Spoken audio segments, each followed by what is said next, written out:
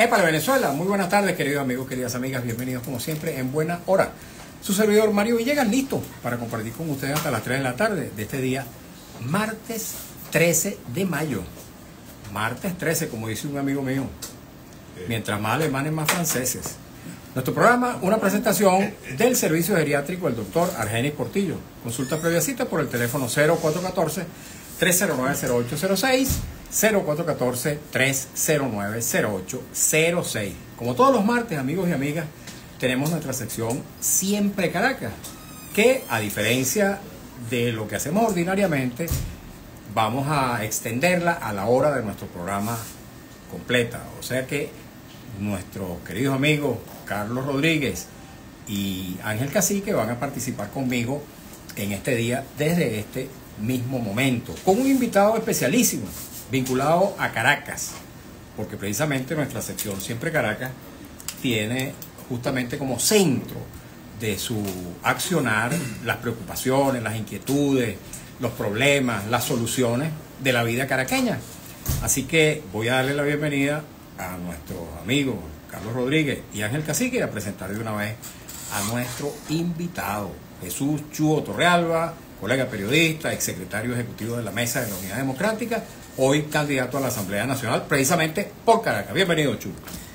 Mario, gracias por la invitación, bueno, y gracias además por este placer inmenso que es compartir panel con Carlos Rodríguez, que es una institución, no solamente como dirigente, como municipalista, por cierto, donde tiene conocidos laureles, sino además como dirigente político y como inspiración para generaciones de luchadores sociales, de luchadores por la democracia y por el avance social. Y por mi querido amigo, pues, de los tiempos heroicos de Katia, de toda la vida, pues, o sea, quien vea a Ángel Cacique y no se acuerde de Katia municipio, es porque tiene una memoria mezquina. Y por cierto, es prudente recordar en este momento que el planteamiento de Katia municipio era la vanguardia, pero es que la municipalización de toda Caracas es una necesidad urgente y perentoria de los caraqueños. Fíjate tú un detalle, hasta hace poco se decía que el circuito electoral de Katia era el más grande de Caracas, ya no lo es. Ese circuito, creo que es el circuito 2, ¿no? El circuito 1 tiene 400 y tantos mil electores. El circuito 5, que es el circuito que tiene Antímano, Caricuao, Macarao, Montalbán, La Vega, Paraíso, ya tiene 500 y tantos mil electores. Es que Caricuao tendría que ser un municipio mínimo. Ojo, no estamos hablando aquí del crecimiento desaforado de la burocracia municipal, no, estamos hablando de la necesidad de acercar el poder a la gente, de acercar a administrados y administradores, pero hacerlo de verdad. Una cosa es municipalizar el país y otra cosa es el espectro del llamado poder comunal. Ya los venezolanos sabemos, o sea, lo que pasa es que desgraciadamente las direcciones políticas de los partidos están integradas por personas que, o sea, por su origen social, por cosas de la vida, por la razón que sea, tienen un acercamiento muy indirecto, muy sesgado con la realidad de base de los sectores populares, porque si ellos hubieran vivido lo que vivimos nosotros con la desaparición de las juntas parroquiales, ¿no? Y el advenimiento de los llamados consejos comunales, sabrían en carne propia qué significa el tema del poder comunal como amenaza al país. Porque es que eso ya se vivió cuando desaparecen las juntas parroquiales, es decir, cuando desaparece la posibilidad de tener representantes populares electos por el voto universal, directo y secreto de los venezolanos, que nos encasquetan unas cosas llamadas consejos comunales, o ahora los jueces de paz, ¿no? Que son algo así como comisarios políticos. O sea, tampoco es ningún nuevo invento, por cierto. Esto es más o menos lo que hacía Gómez cuando te mandaba los chácharos, ¿no? Los jefes civiles de todo el país en tiempos del gomecismo eran andinos. Así fueran, mira, en la última isla del estado de Esparta, eran andinos. ¿Por qué? Porque eran los representantes del poder, el poder andino. Ahora tenemos nosotros, en vez de representantes populares electos por sufragio universal, directo y secreto, unos representantes del poder PSUV. Y eso es lo que quieren convertir ahora en poder constitucional. Eso es cerezolismo puro. Bien, Chugo Torrealba, nuestro invitado. Hombre que... Y todo esto yo lo aprendí con Carlito. Todo esto yo lo aprendí con Carlito. Y con Mario. Habla claro, Chugo, habla claro. Chugo Torrealba es un comunicador, pero lleva en la sangre, en las venas, también la condición de dirigente político y social. Es hijo precisamente de dos grandes luchadores sociales y políticos, Laureano Torrealba y su madre, no recuerdo en este momento el nombre. Marina, que la conocí, caramba, y la admiré mucho, estuve en su funeral.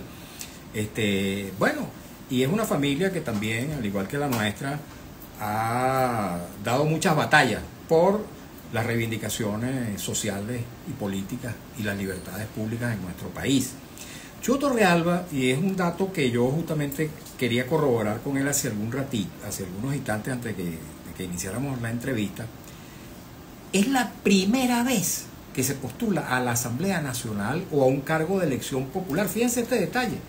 Cuando Chugo Torrealba condujo el proceso de la unidad democrática en las elecciones para el año 2015, las elecciones parlamentarias, que fue aquel proceso en el cual las expectativas fueron desbordadas por la realidad y llevaron a la oposición a obtener una mayoría súper calificada en aquella Asamblea Nacional. Bueno, pues Chugo Torrealba no fue candidato, imagínense ustedes, no fue diputado, cuando perfectamente podía aspirar a ser un parlamentario más en aquel proceso tan exitoso que correspondió a él dirigir, y si quieren, no digamos dirigir, codirigir, porque también, por supuesto, que había un conjunto de liderazgos que compartieron con él esa conducción.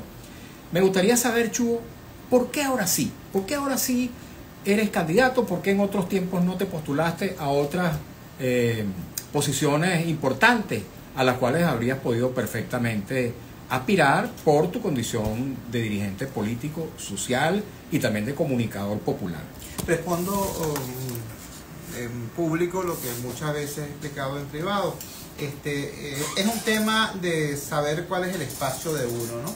Yo me considero muchísimo más útil desde mi espacio natural de ejercicio ciudadano, como lo es la calle, como son los medios de comunicación, como lo es el trabajo comunitario. Yo creo que yo ahí soy útil, y creo además que yo trabajo con soltura en sitios que a mucha otra gente no les gusta subir, pues Me gusta pisar. como dice Fe y Alegría, uno le echa pierna ahí donde se acaba el asfalto, ¿no? Y hay mucha gente que cuando se acaba el asfalto no suben más. Entonces, ese es de verdad la razón de ser. Porque ahora sí. En el año 2015 yo era una suerte de árbitro entre un conjunto de cosas, y mal podía ser yo un buen árbitro si alguno podía verme como competidor, ¿no? Para alguna posición. En otras ofertas que me han hecho para alcaldías, para gobernaciones, para posiciones de esas, repito, no es mi vocación. En este momento la situación cambia dramáticamente, no en lo que a mí respecta, sino en lo que tiene que ver con el país. Estamos en un momento en el que, por poner un meme en un WhatsApp, hay gente que va presa, ¿me entiendes? Cuando yo integro la red Decide, cuando yo participo de ese espacio donde tú también eres un puntal fundamental, bueno, una de las tareas que me dan es tratar de buscar personas cuyos nombres, cuyos rostros, cuyas reputaciones pudiesen incorporarse en una oferta electoral al país. Entonces, bueno, yo empiezo a conversar con gente y a buscar gente y a tocar puertas. Y algunos me dijeron que sí, otros me dijeron que no, otros que tal vez, pero todos me dijeron, ¿y tú? Ok, tú me estás diciendo que bueno, que ponga mi nombre, que ponga mi persona en esta situación que además de honrosa es un riesgo, ¿y tú qué vas a hacer? Yo por supuesto no podía responderle, no, es que yo soy periodista, no, que es que voy a comprar queroseno y ya vengo, no, yo tenía que decir, mira, tienes razón, vamos a darle, pues si hace falta una oferta sólida y mi nombre robustece esa oferta, vamos a hacerlo.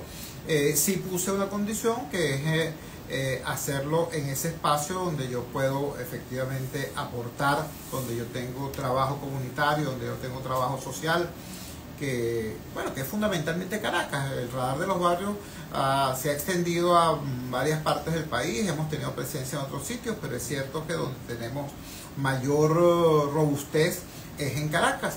Así que puse esa condición y estoy entonces encabezando la lista de Caracas, que es este espacio. Estoy apoyado por las tarjetas de Un Nuevo Tiempo y de Unión y Cambio, y estoy también en el circuito 5, que es justamente ese circuito más grande de toda Caracas, donde está Antímano, Caricuao. Yo vivía en Caricuao, yo voto en Caricuao, yo me gradué en el Luis Racetti, yo salí del pedagógico del Paraíso. Exacto, pues yo tengo el ombligo enterrado en ese circuito, pues. Y es además el más grande de Caracas, donde ha quedado una pelea muy dura. Entonces, bueno, esas son las razones por las que ahora sí y antes no. Ok, estamos conversando con Jesús Chuo Torrealba, colega comunicador social, dirigente político, exsecretario ejecutivo de la Mesa de la Unidad Democrática y hoy candidato a la Asamblea Nacional, precisamente por Caracas, encabezando la lista que han presentado los partidos Un Nuevo Tiempo, Unión y Cambio y algunas otras organizaciones cuyas tarjetas no están presentes en el tarjetón, no por su voluntad, sino porque se las... así es, las negaron simplemente, pero están también acompañando esa propuesta política. Política electoral. Vamos a hablar sobre todos estos temas que había tocado Chuo. Yo voy a permitirme darle la palabra a Carlos Rodríguez y Ángel Cacique para que también formulen sus preguntas, sus comentarios, y luego le entramos a estos temas que él tocó de refilón: el tema de la municipalización de la ciudad de Caracas, el tema de la reforma constitucional, el tema de la intención de voto en estos tiempos tan complicados en los que Chuo ahora sí ha considerado útil su nombre para invitar al electorado venezolano y particularmente caraqueño a acercarse a las mesas de votación. También leeremos las preguntas, comentarios que nos llegan a través del Instagram @Mario Villegas. Vamos a darle la palabra a Carlos Rodríguez. Cuánto orgullo siento de tener a mi lado Chuo, y además de tener ahora sí más esperanza en la plancha de Caracas, sabiendo que como la encabeza con seguridad va para no solamente pisar primera, si se mueve bien y lo apoyan los caraqueños en todo lo que le ha dado Caracas durante años, puede llegar en un triple play, cuidado como se roba el cojón. Yo quiero además sentirme feliz, porque también es otro racetista. Yo estudié en el Racetti en los años en que Lenín Molina era en época de Pérez Jiménez, año 57, era el contacto de la Juventud Comunista con el Negro Arratia, y ahí nació una playa de líderes. Bueno, el propio Chiro Molina, Manuel Isidro, también estudió y fue dirigente estudiantil allí con posterioridad en el Racetti. Varias de las preguntas que yo pensaba, ya la respondió. Sin hablar con Chuo, solamente hace una semana por vía tuya conversé con él, me le puse la orden y se lo ratifico aquí en público y en persona para apoyarlo en la campaña y en todo lo que necesite para llegar a representar a los caraqueños, porque no existe el distrito capital, es una figura inventada para despojar a Ledesma de la alcaldía metropolitana que la ganó en Benalí. O sea que tendremos que volver, y hay parte de la reorganización, y yo, sin decir nada, él ya anunció lo de la municipalización. Una de las preguntas que yo traía, ¿qué va a hacer por Caracas Chuo? Nosotros viejos, por edad y por oficio municipalista, hemos sostenido la necesidad de descentralizar, desmembrar, en el término exacto, el viejo y pesado municipio del Distrito Federal en 9 municipios autónomos, uno de los cuales sería buena parte de donde él va a ser candidato por circuito, además de ser candidato por lista. Pero pensamos que no es posible, ya no es posible que un alcalde y apenas 13 concejales puedan dirigir una ciudad tan complicada, con tantos problemas, que va desde Coche a La Pastora o de Chacadito al kilómetro 23 de Junquito. Es necesario descentralizar el poder, y Andrés Blanco lo decía, el municipio es la república. Tiene su alcalde, que es el presidente, tiene su síndico, tiene su cámara municipal, perfectamente puede haber, y hemos sostenido junto con la gente de la causa de Rescate Primero, la necesidad del municipio Catia, que lograron recoger hace más de 30 años 45.000 firmas para la reforma de la ley orgánica del Distrito Federal. Y no pasó, eso es lo que, por eso que necesitamos legisladores como Chugo, porque el proyecto de ley no traía exposición de motivos. Y la norma constitucional dice que todo proyecto de ley tiene que tener una exposición de motivos que justifique el porqué de esa nueva ley, el costo, si se consulta el reglamento. Pero ya hace 30 años la causa R con los catienses recogió 45.000 firmas pidiendo la reorganización del Distrito Federal.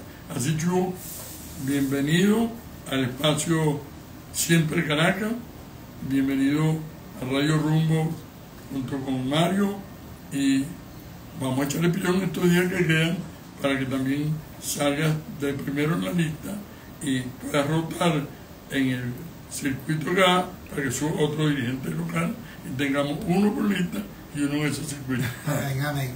Mira, Carlos, fíjate, es tan importante lo que acabas de decir, pero nos lleva a una reflexión profunda sobre lo que es la relación entre Caracas y el poder, ¿no? En el país se dice que bueno, que Caracas es privilegiada, que Caracas está bajo una cúpula, que Caracas es protegida por el poder, porque yo comprendo ante lo duro, lo extremadamente duro de la crisis de servicios, ante lo duro del atropello que se vive cotidianamente en el interior del país, en la Venezuela profunda, que se vea Caracas de esa manera. Pero cuando tú estás aquí adentro, te das cuenta que la primera víctima del centralismo es Caracas. La primera víctima. Sí, porque están los poderes nacionales. Porque están los poderes nacionales, es decir, porque están los elementos depredadores acá en Caracas. Esa cosa que ven por redes sociales y por medios de comunicación nuestros compatriotas del interior de la República, es por donde pasa la novia, ¿no? La toma de las avenidas, la toma de ese cuadrilátero histórico que el poder ha dicho, esto es Caracas, que si la pasa Oleari, que si la pasa el venezolano, que si 3 o 4 cuadras. No, hermano, la Caracas profunda es otra cosa. La crisis de los servicios en la Caracas profunda es igual o peor a la de los estados más deprimidos del país. Es igual o peor a la frontera sur o al estado Sucre. Mira, hay zonas de, por ejemplo, hay zonas de Catia. Mira, ir de Nueva Tacagua al Boulevard de Catia en hora pico te puede durar entre 1h30 y 2 horas y media. Es decir, ir de Nueva Tacagua al Boulevard de Catia o ir de Fila de Mariches a la Redoma de Petare es más o menos lo mismo que ir de del peaje de Tazón a Valencia. 2 horas y tanto. Así de loco es la situación del caraqueño humilde, que es la inmensa mayoría de los caraqueños. Además, con la dificultad topográfica. Apenas el 30% de los barrios en nuestro país están construidos en pendiente. Pero ese 30% es el 80% de los barrios caraqueños, de los cerros de Caracas. ¿Me entiendes? Y esa es otra dificultad más. Les doy un dato. La distancia entre la cota más alta donde llega el servicio público de transporte y la cota más alta habitada en los cerros altos de Caracas, en los barrios altos de Caracas, es equivalente a 21 pisos. Es decir, un caraqueño que vive en las partes altas de los barrios debe subir, después que sale del metro, después que sale del carrito, después que sale del jeep que lo lleva a la parte más alta, tiene que subir el equivalente, escaleras equivalentes a 21 pisos. Y después de una jornada de trabajo. Después de una jornada de trabajo. Para que tengamos una idea, por eso digo, no es cierto que Caracas sea la privilegiada. Por el contrario, es la primera víctima del centralismo. Y no me refiero únicamente al centralismo de los gobernantes. Ojo, la clase política, mira, eso es un drama. Cualquier sujeto que llega a Caracas a hacer política, ¿no? Como Caracas es la sede de los poderes nacionales y hay unos medios que son caraqueños pero se creen nacionales también, entonces cualquier pelafustán que llega aquí a hacer política dice, yo soy un dirigente nacional. Sí. Entonces resulta que nosotros no tenemos en la región capital un liderazgo que exprese. Mira, es una cosa insólita. ¿De dónde sale un nuevo tiempo? Del liderazgo zuliano. ¿De dónde salió Proyecto Venezuela? Del liderazgo carabobeño. ¿De dónde salió la Causa R? Del liderazgo del Estado Bolívar. ¿De dónde salió Convergencia? Del liderazgo yaracuyano. En Caracas nosotros no tenemos un liderazgo regional que exprese al caraqueño. Entonces hay que empezar por ahí. Porque contigo ahora, encabezando plancha, tenía la obligación de hacer eso. Hay que empezar por allí. Hay que empezar por construir un tejido político que asuma la responsabilidad de expresar al caraqueño. Y en este momento es dramático. O sea, ¿cuál es mi competidor directo?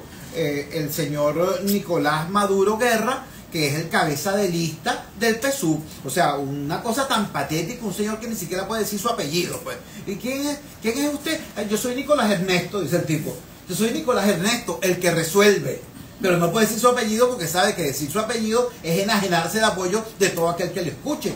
Bueno, pero ese señor, ese joven, no tiene ninguna vinculación orgánica con la lucha de los caraqueños. Ninguna. Él tiene la vinculación con su papá y tiene la vinculación con su partido, pero no tiene ninguna vinculación orgánica con la lucha de los caraqueños. Entonces, votar contra el gobierno, votar por nuestra fórmula, es apostar por la construcción de un tejido sociopolítico caraqueño que responda a las necesidades de la ciudad.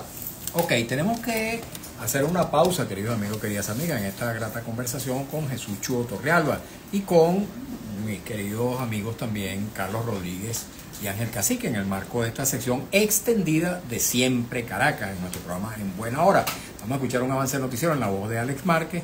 Al regreso continuamos. Y después vamos a escuchar a Cacique. Por supuesto, vamos a escuchar a Cacique y también escuchar a nuestra audiencia a través de sus preguntas, comentarios que nos llegan a través del Instagram @MarioVillegas100.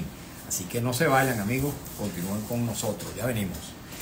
Chu, aquí seguimos en las redes sociales mientras lee nuestro compañero el avance. Vamos a darle la palabra a Ángel Cacique de una vez. Ángel. Fíjate, Chu, en términos, yo califico este modelo como el modelo Pol Pot, el modelo del año cero. En los últimos 26 años, nosotros no hemos sido capaces de construir una alternativa ante un proyecto que pretendía eliminar la democracia, eliminar la educación, eliminar PDVSA y como corolario, en eso que tú señalabas, como parte de eliminar la democracia, eliminar el municipio. O sea, nos dejaron sin alternativa y nosotros no fuimos capaces de construir a lo largo de estos 26 años una alternativa ante un proyecto depredador, o sea, que reconocía, o sea, que no fue que no nos dijo lo que iba a hacer, sino que actuó en correspondencia y nos dejó en una situación de minusvalía. En este momento, yo fui el responsable en el último proceso del 28 de julio, yo fui el responsable de la zona 1 en la parroquia Sucre, en Catia, y tengo la evidencia concreta, la evidencia real de la magnitud del triunfo obtenido.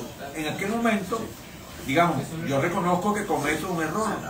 Mi error fue suponer que si la diferencia era sustancial, si la diferencia era mayor de 1 millón de votos, ellos iban a entregar, iba a haber una transición pacífica del poder.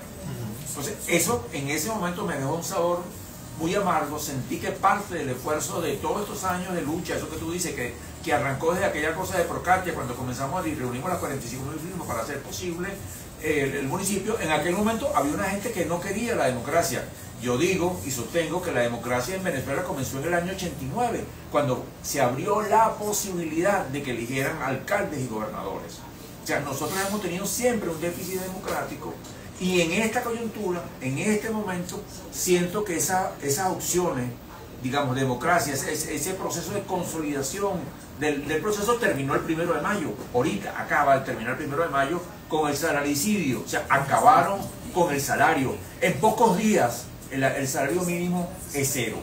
Estamos en una situación extremadamente difícil, extremadamente compleja y pareciera, y a mí me angustia, Chugo, que el 1 de mayo, que debe haber sido el momento del crisol de la unidad, del crisol de la resistencia, fue, por lo menos en el caso de Caracas, y yo estuvimos ahí. Fue un espacio de división y un espacio donde no nos reencontramos los que debimos habernos reencontrado. Bueno, dramático lo que plantea. Te voy a responder después que el protagonista. No, creo que queda tiempo de responder de una vez. Ajá, quedan tres cuñas. Bueno, fíjate, rápidamente. En primer lugar, yo estoy de acuerdo contigo en la situación que denuncias del déficit democrático crónico. Es un tema también de perspectiva.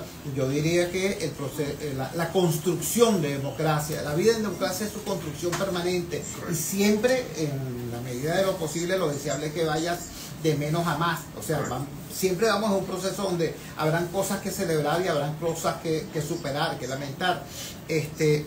Por un lado. Por otro lado, en relación al tema de la lucha política, también hay que reconocer que uno es víctima de la experiencia, uno es depositario y goza de la experiencia, pero también es víctima de ella. Hay toda una generación de políticos, por ejemplo, que se la pasaron dándose golpes de pecho, como aquel discurso, aquella anécdota que refería a Pompeyo Mar, que decía, cuando nosotros estábamos celebrando, tomando la seguridad nacional, estaban los vivos en Miraflores haciendo gobierno.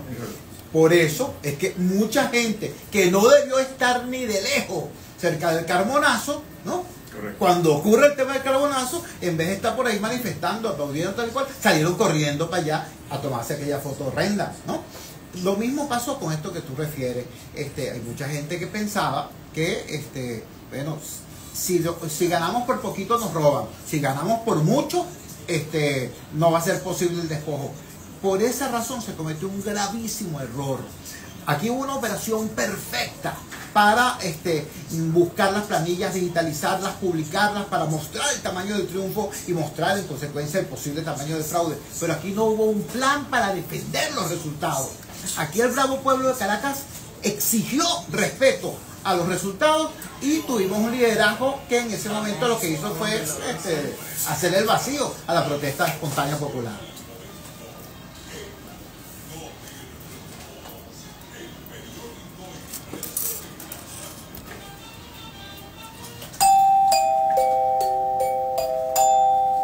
Notirumbos informa a los ganaderos del lago de Maracaibo en el Zulia piden atender el surtido de diésel para garantizar la operatividad de la maquinaria.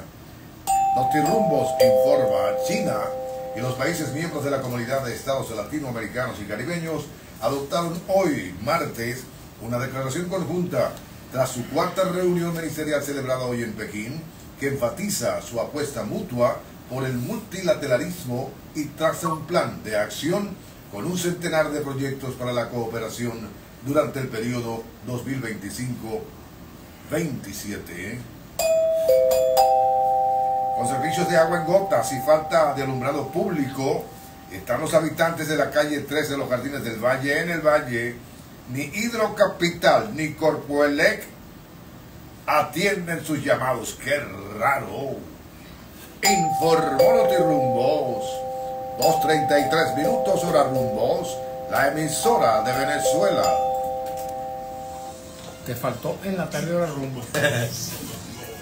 Gracias, hermano querido. Es una personalidad aquí. El volumen. No, ese no es, ese es el DLG.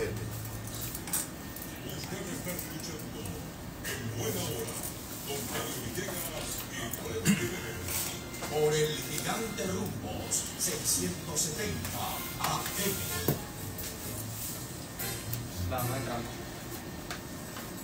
Continuamos, queridos amigos, queridas amigas, en buena hora en el estudio. Chugo Torrealba, Carlos Rodríguez y Ángel Cacique, en el marco de este proceso electoral que va a tener su punto culminante el día 25 de mayo. Antes de continuar con la entrevista, voy a permitirme recomendarles el servicio geriátrico del doctor Argenis Portillo. Como siempre destaco la importancia de este servicio porque el geriatra Argenis Portillo es un profesional de una larga experiencia y un compromiso existencial con la salud de los adultos mayores. Aparte de ser médico geriatra, es también médico intensivista, profesional de la medicina crítica y tiene también la condición de profesor de nuevos profesionales de la medicina en la Escuela Vargas de la Universidad Central de Venezuela y en la Academia Militar. Su consultorio está situado en la esquina de Las Cibarras, Avenida Urdaneta, y presta también servicio domiciliario, cosa muy importante para aquellas personas que no pueden trasladarse a otro lugar. Tomen nota, por favor, de su número telefónico que le puede resultar de suma utilidad. 0414-309-0806, 0414-309-0806. Voy a permitirme rápidamente leer algunos de los comentarios que ya nos llegan para aderezar esta conversación con Chugo Torrealba. Dice, @ la abuela pediatra, Lila Vega, por cierto, también candidata en Baruta, Chacao, El Latillo, Alonso Martínez. Así es, la tuvimos la semana pasada acá en nuestro programa. Dice, muy importante reflexión de Chugo Torrealba en relación a los municipios. @Osgrelis nos desea una feliz tarde, también se la retribuimos, nuestros mejores deseos para usted y para su familia y para toda nuestra audiencia. Dice @Amilcar Morau, no sé si se pronuncia así o Muró. Buenas tardes, Mario, y al caballo Chugo, tremendo candidato, este es un Grandes Ligas con estos desgobiernos que son unos batequebrados, ni Putin se lo gana. Felicidades y éxitos. Más comentarios rápidamente, amigos, rápidamente, un poquito de paciencia. Dice Amílcar Moró, dice de nuevo, Chugo, si tú quieres y con la ayuda de Dios, a la presidencia, amén, imagínate. Augurándole también destinos superiores. @Robert Bracho 92, no pensaba votar, pero cuando Chugo Torrealba habló en su programa y manifestó que iba al ruedo, me cambió el chip. Soy de La Vega y voy con Chugo. Interesante. Chirula 1954, señor Chugo, ¿cree usted que en el caso de la Embajada de Argentina se violó la soberanía de Venezuela y no se violó la soberanía del país el 28 de julio al desconocer los resultados? Ya Chugo va a hablar de este tema. Bueno, algunos comentarios, Chugo, esperemos que sigan llegándonos para hacernos eco también de ellos. Sí, bueno, sobre la última pregunta, el último planteamiento del oyente, no le puedo opinar en rigor sobre lo que ocurrió o dejó de ocurrir en la Embajada de Argentina porque no hay información, hay versiones. Y estamos en esa fase que los pretenciosos llaman la guerra de las narrativas. Y sería muy responsable de mi parte decir, sin tener las pruebas en la mano, fue una extracción, o afirmar paladinamente fue una negociación. No tengo el elemento para decirlo. Lo que sí le puedo decir es, en primer lugar, que me alegro por la libertad de esos 5 compatriotas. Debo recordar que hay más de 900 que siguen presos, que los 1100 que están excarcelados no están liberados. Muchísimos de ellos están en condiciones infames, obligados por unas medidas leoninas a presentarse cada cierto tiempo en tribunales de Caracas, y muchos viven muy lejos, a centenares de kilómetros, y no tienen ni dinero para vivir y tienen que gastar dinero en venir a presentarse. Le voy a dar un dato que conocí recientemente porque el gran Goyo Caribas nos lo suministró. Los partidos hicieron un arqueo tratando de ubicar la identidad de esos 2000 presos postelectorales, y descubrieron que menos de 100 eran militantes, activistas o dirigentes políticos. Es decir, que 1900 y tantos de los 2000 presos electorales eran humildes hijos del barrio. Muchos de ellos, por cierto, hijos de chavistas del barrio, de la señora jefa de calle, de la señora del club, del señor de PDVSA Gas Comunal, que en ese momento descubrieron que lo que nosotros decíamos sobre la represión no era propaganda opositora, sino que era la durísima verdad, ¿me entiendes? Entonces, por esos presos sin nombre, ¿no? Por esos presos sin guacamayas mágicas, por esos presos hay que seguir reclamando por la libertad. Por cierto, está desaparecido Eduardo Torres, abogado laboral, especialista en derechos humanos. Ya lo denuncié ayer acá en nuestro programa.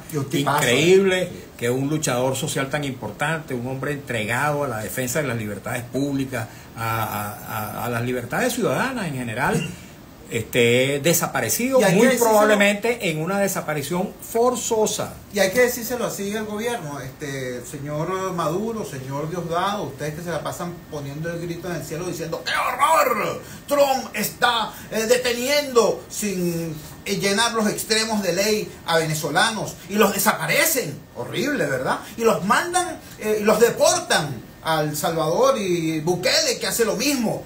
Eso es horrendo, estoy completamente de acuerdo con ustedes. Pero ¿saben una cosa? A nuestro amigo Eduardo Torres les pasó exactamente lo mismo y no fue en El Salvador, ¿oíste? Y no fue en Manhattan, fue aquí, en Parque Central, en Caracas, bajo su poder, en sus manos, bajo su responsabilidad. Eso hay que decirlo. Así es. Todas sus letras. Carlos Rodríguez.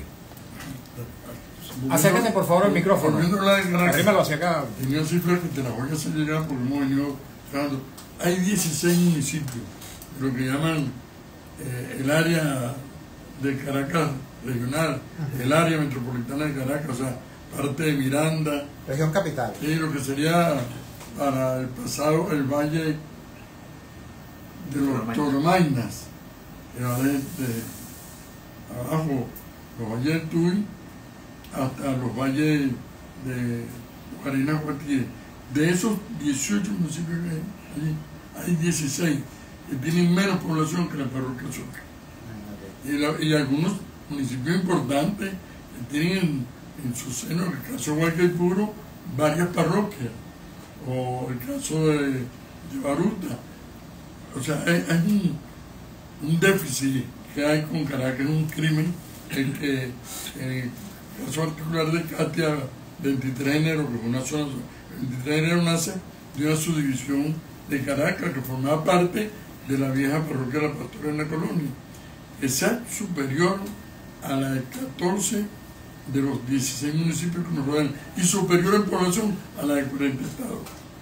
Chu, es así. Ahora, recordemos, vuelvo al planteamiento que hicimos en la primera parte del programa. Todo esto ocurre no por casualidad, todo esto ocurre porque para el gobierno en particular, sobre todo para este gobierno que tiene 26 años, este gobierno que odia a Caracas, pero en general para la clase política, Caracas no es una comunidad viva, Caracas es el escenario del poder, ¿no? Y como lo toman de esa manera, su compromiso con la ciudad es extremadamente endeble, para decirlo de manera suave. Yo creo que es muy importante que nosotros entendamos, por ejemplo, que en este contexto ubiquemos qué es lo que estamos eligiendo. Mira, a mí me da dolor, ¿no?, ver los videos de la campaña del candidato sin apellido, porque Maduro habla de los apellidos, pero ahora resulta que su hijo asiste a la campaña sin decir su apellido, sin decir el apellido de él. Le da pena, lo raya. Yo comprendo que es una raya electoralmente hablando, pero bueno, ¿qué te puedo decir? El candidato sin apellido se presenta y dice: yo voy a reparar la escuela tal, cuando estuve en Artigas, y yo voy a reparar la calle tal. Eso es mentira, mano. Esa no es la responsabilidad de un diputado, esa no es la responsabilidad de un parlamentario. Tú no eres alcalde, hermano. Tú no eres alcalde, no eres jefe de gobierno, no eres jefe del ejecutivo. Que alguien le explique, vale, que alguien busque el libro de F. Canesti, Educación Social, Moral y Cívica, y le explique las diferencias que hay entre un parlamentario y un concejal, un diputado y un representante del Poder Ejecutivo. Hermano, un parlamentario es un representante popular que básicamente debe tener la obligación de llevar al Parlamento lo que dicen los vecinos y de llevarle a los vecinos lo que se debate, lo que se discute en el Parlamento. Es una expresión de la voz de los vecinos. Entonces yo tengo que decirle a los caraqueños: hermano, tú quieres a un diputado, tú quieres a un representante popular que en lugar de ser representante de sus ciudadanos, sea representante de su papi, o sea representante de su partido o de su grupo. ¿Eso es lo que tú quieres? ¿O quieres a alguien que sea efectivamente el vocero de las luchas, de las inquietudes, de las necesidades, de los problemas de los caraqueños? Porque si tú quieres un diputado que oculte los problemas de los caraqueños, vota por Junior. Pero si tú quieres un diputado que en efecto ayude a la ciudad a visibilizar sus problemas y a construir soluciones, bueno, ya sabes por quién puedes votar. Chugo Torreal, vamos a seguir tocando temas diversos. Dejamos pendiente el tema, por ejemplo, de la reforma constitucional, pero antes quiero tocar uno muy importante, Chugo. El tema de la participación y de algunos sectores de la oposición que se resisten a participar en el proceso electoral. Y específicamente quiero preguntar tu opinión acerca del tema de las garantías electorales y un dato calientico. resulta que ahora las actas de votación no van a tener ni siquiera el código QR.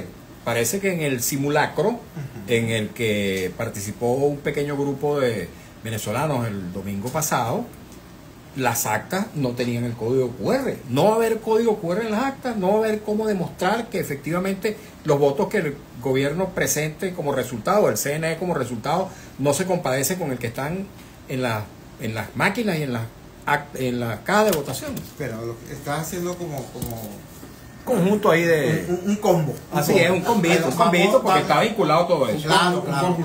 Claro, vamos a arrancar con el tema de las garantías electorales. Yo efectivamente uno mi voz a la voz de Andrés Caleca y a la de tantos otros dirigentes democráticos que denuncia el hecho de la eliminación del código QR en las actas. Esto ciertamente hay que denunciarlo porque esto forma parte del proceso de degradación y de empobrecimiento de todo lo que tiene que ver con el sufragio, dinámica que perpetra de manera alevosa el PSUV y sus cómplices.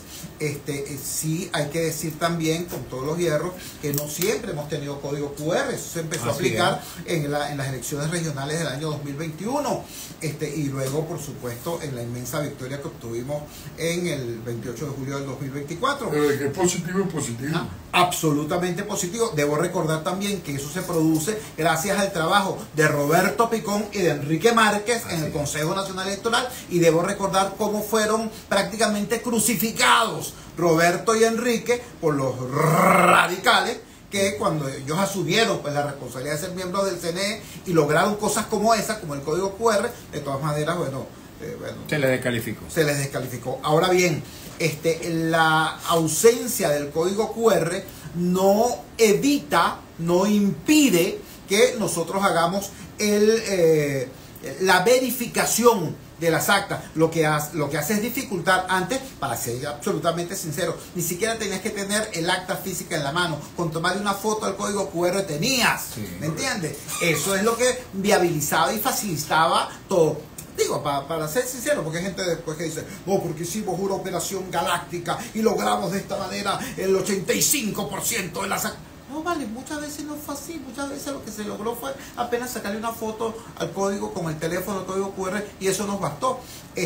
Ahora va a ser más complicado. Y eso sabíamos que iba a pasar porque estos tipos no quieren que el pueblo venezolano ejerza el sufragio universal directo y secreto, y no lo quiere porque voy a ir ahí para la segunda parte del combo. Mira, estamos en presencia de un tema estructural, de una amenaza estructural. Enmiendas constitucionales, reformas constitucionales, mira, de eso está plagada la historia de nuestro país. Ha habido casi tantas reformas constitucionales como autócratas hemos tenido, pero casi todas esas reformas constitucionales o enmiendas constitucionales estaban orientadas a darle un tiempito más al mandón de turno, aumentarle un año o aumentarle otro periodo. Esa es la gran diferencia entre todas las reformas constitucionales del pasado y esta monstruosidad que ahora se pretende. Porque ahora no están buscando un tiempito más, porque ya tienen la reelección indefinida. ¿Qué hace para siempre? ¿No? Ahora lo que pasa es que aquí hubo un cambio de fase, como dijeron hasta los obispos venezolanos. Aquí estamos en presencia de una transición, pero una transición regresiva, es una transición negativa. Estamos pasando de un autoritarismo competitivo, como el que instauró Chávez, a una autocracia cerrada, que es la que lidera Maduro. La autocracia cerrada se sabe impopular, se sabe minoritaria, sabe que no tiene cómo dejar de ser minoritaria y en consecuencia no puede seguir fundamentando su poder en la arquitectura republicana basada en el sufragio universal, directo y secreto. Por eso ellos necesitan cambiar la constitución para salir del sufragio universal, directo y secreto e instaurar, no sé, los parlamentos comunales, y que entonces el presidente de la República sea electo en asambleas a mano alzada con el control de la policía política, un poco como hacen, por cierto, en las elecciones del sindicato del Metro de Caracas, que siempre es casi que a punta de pistola. Una cosa así para garantizarse el poder. Hermano, eso es lo que está en juego, ¿no? Entonces, por eso es que a mí me parece una irresponsabilidad inmensa decir, ahorita vamos a abstenernos porque no es popular. No es popular llamar a la participación, vamos a abstenernos ahorita, más adelante se verá. esa irresponsabilidad de decir, vota ahora sí, vota ahora no, vota tal vez. No vale, aquí hay que entrenar el músculo democrático, aquí hay que trabajar para que el país no pierda la fe en el sufragio y lo defienda. De eso se trata. Y finalmente me preguntaba sobre el tema de la diferencia entre los factores de oposición que coinciden en el tema del voto y los que coinciden en el tema de la abstención. Yo voy un poquito más allá. Yo creo que, así como decía, el gobierno no está buscando simplemente una reforma cosmética, sino una reforma de la estructura.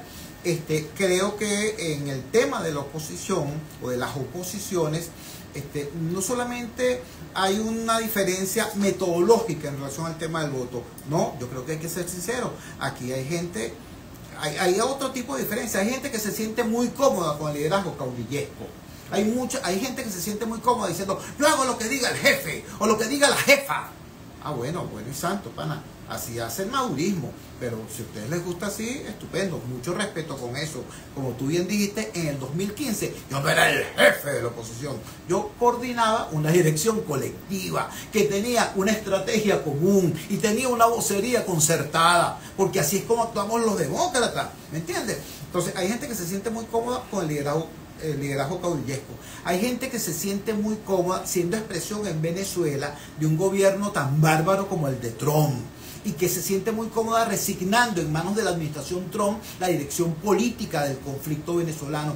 Repito, no estoy calificando, no estoy diciendo que eso sea malo, bueno, regular. Digo, hay gente que se siente muy cómoda y hasta orgullosa de eso. Nosotros somos de los que creemos que hay que nacionalizar la conducción del conflicto venezolano. ¿Entiendes? Entonces, las diferencias son varias. Ahora, siendo varias las diferencias, yo insisto, no nos ofendamos, no nos agredamos, no tiene ningún sentido eso, porque frente a cosas fundamentales como la reforma constitucional, existe, yo creo, una probabilidad, que sea no muy alta, pero existe una probabilidad de que aquí haya una convocatoria de nuevas elecciones. Lo dijo Petro, lo dijo Lula, lo dijo Marcos Rubio. Si hay una nueva elección, todos los factores distintos al madurismo vamos a tener que ponernos de acuerdo en una propuesta.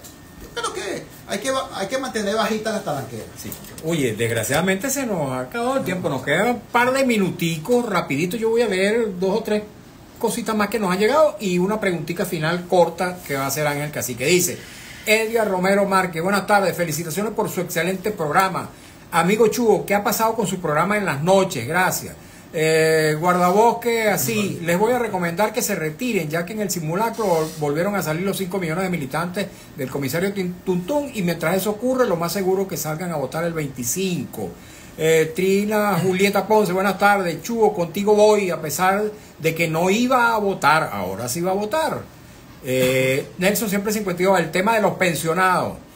González Sánchez José Marcelino, es Chugo de los mejores elementos para ocupar una curul en la Asamblea Nacional, pero antes de participar en una elección post 28 de julio debe concretarse la voluntad del pueblo expresada ese día 28. Carlos BJ 25, entonces si se participa, toda Venezuela igual amoroso va a dar a ganador al PSUV sin mostrar pruebas, y sale diciendo que todos reconocen al CNE y a Maduro como su presidente. Mari León 2908, buenas tardes, apenas me conecto, ¿qué pasará sin ese código QR? Bueno, ya comentamos el tema. Carlos BJ 25, y después pasan los alacranes por la oficina, bueno, yo los insultos no los leo. González Sánchez José Marcelino, yo no convalido el fraude, yo defiendo la democracia, apoyo la defensa de los resultados del 28, ese día elegimos a Edmundo es el presidente, eso debe formalizarse. Una pregunta muy rápida para otra respuesta tan rápida, Ángel. Una experiencia concreta. Y era un conductor del Jeep de la línea de Emiliano Hernández en Katia, y en aquel momento nos encontramos sin salida porque lo habían agredido unos policías. La única alternativa que nos quedó fue llamarte a ti, y se dejó la noticia. Murió desafortunadamente ese conductor, pero los policías fueron presos. Ok, Chugo. ¿Qué alternativas hay, Chugo? Y un mensaje final. Creo que pusiste en la pelota justamente en donde hay que ponerlo estando en tercera base, ¿no?